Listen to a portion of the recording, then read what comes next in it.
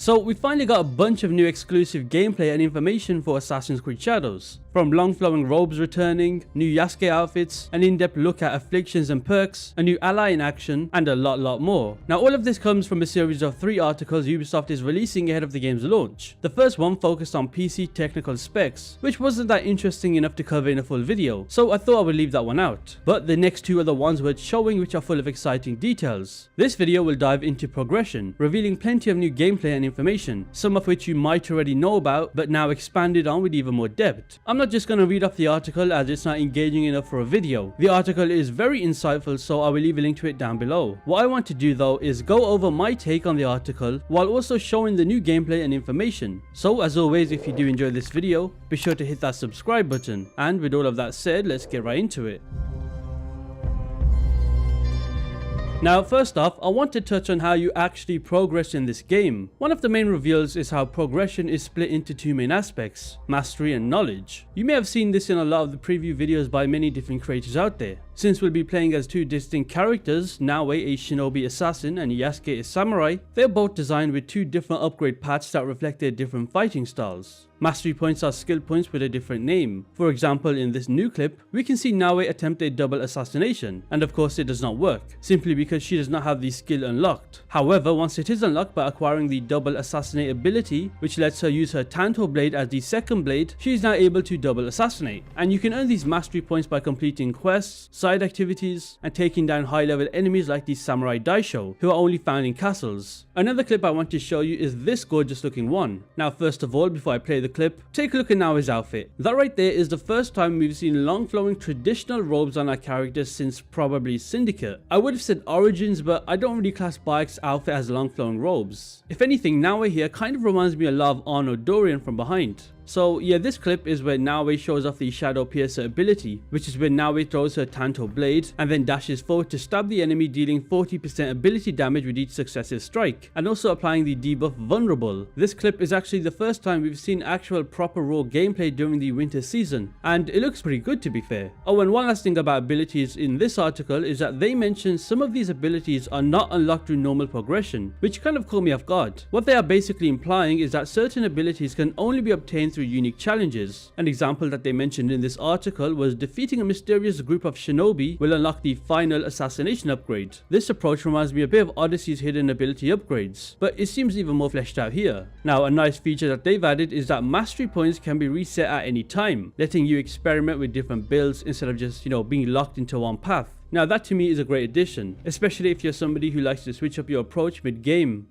Now, when it comes to knowledge, this is different from mastery points. Knowledge represents what the developers call a character's mental growth and experience instead of their physical prowess. This system pretty much ensures that some abilities are not just locked behind experience points, but also require the character to gain wisdom through non-combat activities. So to actually increase your knowledge rank, you can do things like finding lost pages in temples, praying at shrines, performing Kuji-Kiri meditation, which is Naoe specific, and also learning kata, which is Yasuke specific. Ubisoft mentions how this ties into the idea of martial arts philosophy. Before mastering an advanced move, a warrior must train in their mind. I do think that this is an interesting approach, as it encourages exploration, which is definitely needed instead of just grinding combat encounters. Also in this article, they do tease something endgame related, where they talk about once you reach knowledge rank 6, all the skills in the mastery tree will be available. But the actual big reveal is that a brand new knowledge tree unlocks, adding passive skills to refine your playstyle even further. This means endgame character progression will still feel meaningful instead of just maxing out a skill tree and then pretty much being done with it.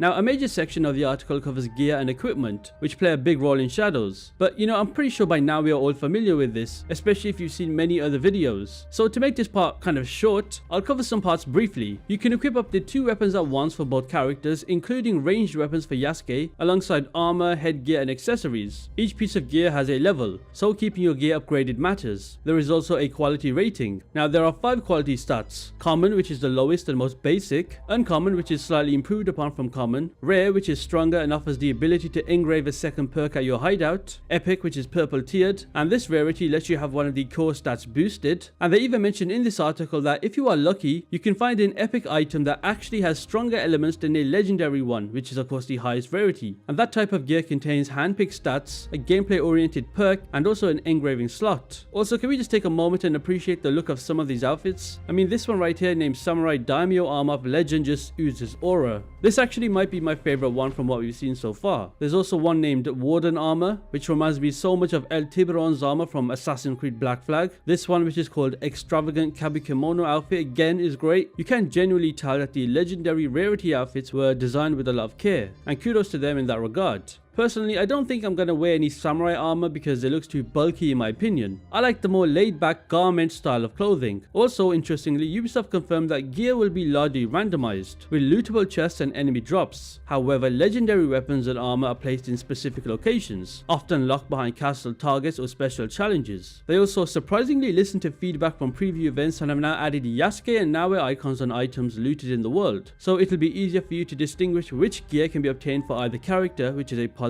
addition.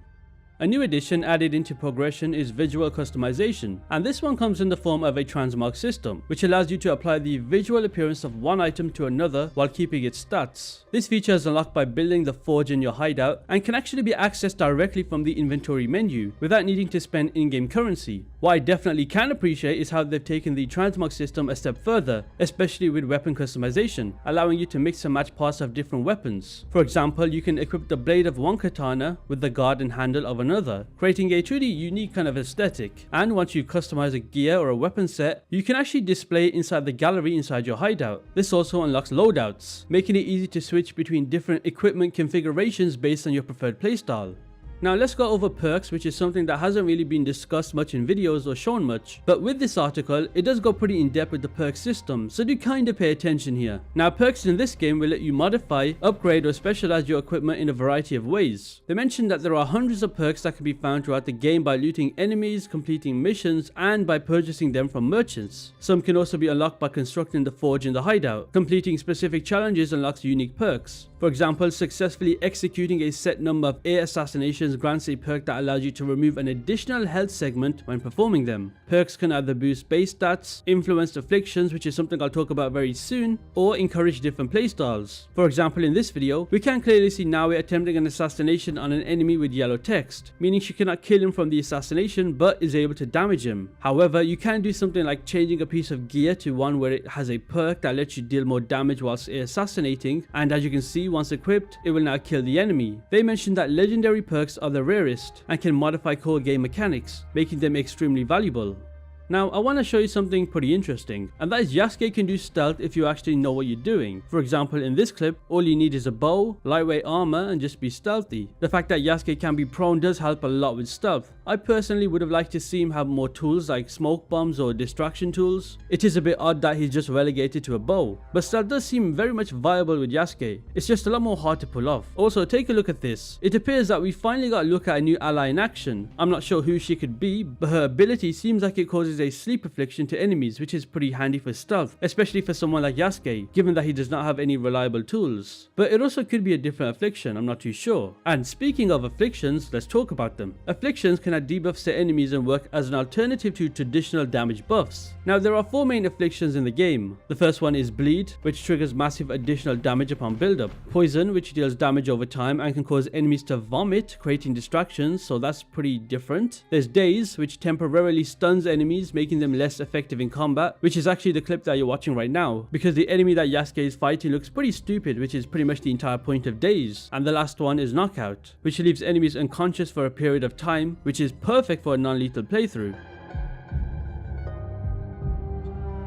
And there we have it. That was the progression article broken down in a way that's much easier to digest, especially for a video format. I didn't want to just read off the whole article word for word because, let's be honest, number 1, that would be boring as hell, and number 2, it'd be pretty lazy. I'll drop a link down below so you can check out the full article yourself and watch the clips in 4K. Let me know down below in the comments what you think about everything shown so far. Personally, I'm feeling pretty positive. The footage did look good, the information was interesting, and I'm hopeful for what's to come. I just really want this Japanese Assassin's Creed game to be good. Anyway, if you enjoyed this video, make sure to hit that subscribe button, and I will see you in the next one.